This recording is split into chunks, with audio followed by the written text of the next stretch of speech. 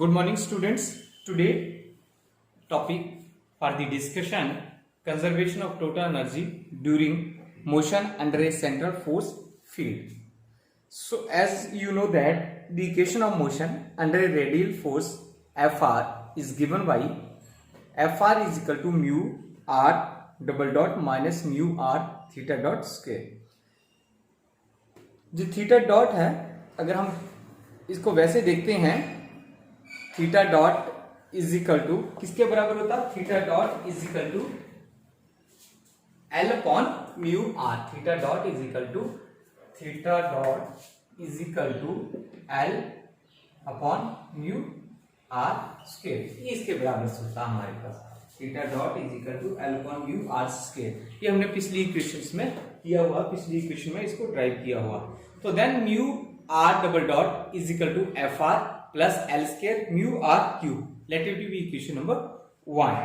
Since Fr is equal to minus dV upon dr, so the equation 1 can be rewritten as mu r double dot is equal to minus dV upon dr minus d upon dr bracket L square to mu R square.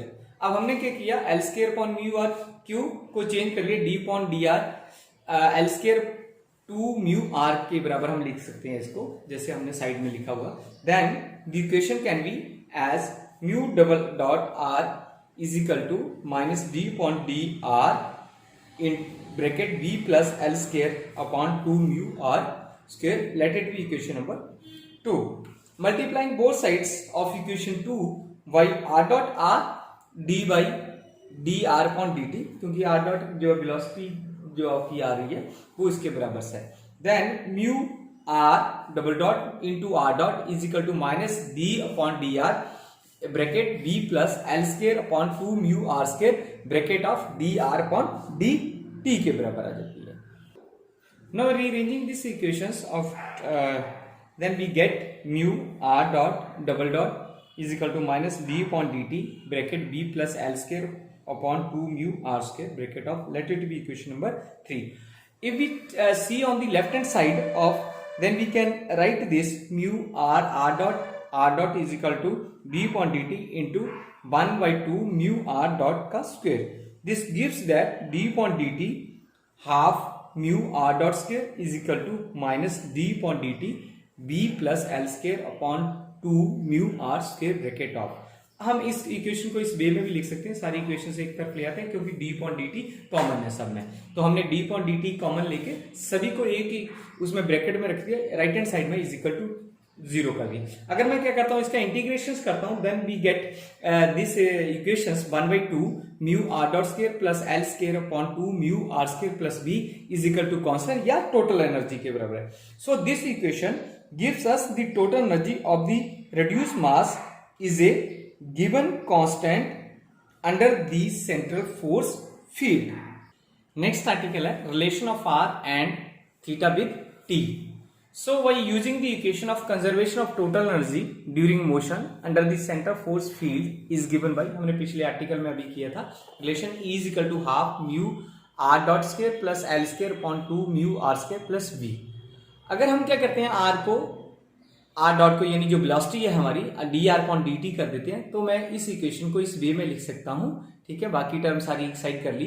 तो 2 upon mu into E minus B minus L square upon 2 mu R square का 1 by 2 या square root. अब इस equation को मैं और वे में भी लिख सकता हूं.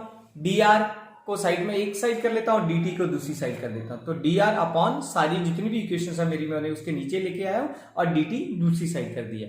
अब कंडीशंस क्या? If at any time t is equal to 0 then the r is equal to r nought and we can integrate this equation. We get the results that t is equal to r nought, r is equal to dr upon 2 upon mu into e minus b of minus l square upon 2 mu r square.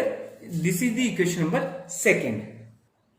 So now by using the equation l is equal to mu r square theta dot is equal to constant, ये हमने लिया. Theta dot को हम लोग change कर सकते हैं, D theta upon D T is equal to L upon mu R square. अब मैं इंटीग्रेशन करता हूं व्हेन सेम कंडीशन से मेरे पास when t is equal to 0 theta is equal to theta naught, हमने इंटीग्रेशन किया और इंटीग्रेट करके हमारे पास कौन सी इक्वेशन आ गई, theta minus theta nought is equal to 0 to t L upon mu r square dt। अब रीअरेंज कर ली इस इक्वेशन को मैंने, theta is equal to theta nought plus integration 0 to t L upon mu r square dt। This is nothing but this is the relation between theta and t। पिछला जो relation निकाला था अभी वो था relation between r and t और ये relation है थीटा एंड t। नेक्स्ट में हम लोग जो रिलेशंस निकालेंगे वो निकालेंगे r और थीटा का।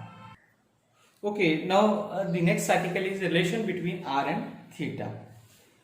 If you know that to obtain the theta determinations, so then we can eliminate the time dependence of the equations. Already we know that d theta is equal to, we can write it as d theta upon dt into dt upon dr into dr। अगर हम उसको काट देते हैं dt से dt cancel हो जाएगा dr से dr, पर वहां से हमारे पास d थीटा अपॉन dt क्या बन जाता है मेरे पास, हमें पता चल जाता है थीटा डॉट, और dt अपॉन dr क्या बन जाता है मेरे पास, अगर उसको उल्ट कर दो तो r डॉट, हमने वो नीचे लिख लिया इनटू dr करिए by using the equation theta dot is equal to l upon mu r square. So right hand side को अगर मुझे देखना है तो मैं D theta is equal to उस वैल्यू को पुट कर देता हूं, D theta is equal to L upon mu R square D R. फिर रीअरेंज कर लिया मैंने इस इक्वेशंस को, तो वो इक्वेशंस आ जाती है L upon R square upon mu R square D R. Let it be equation number 1। अब हमें क्या है कि जो टोटल एनर्जी का रिलेशन निकाला था वहां हमने एक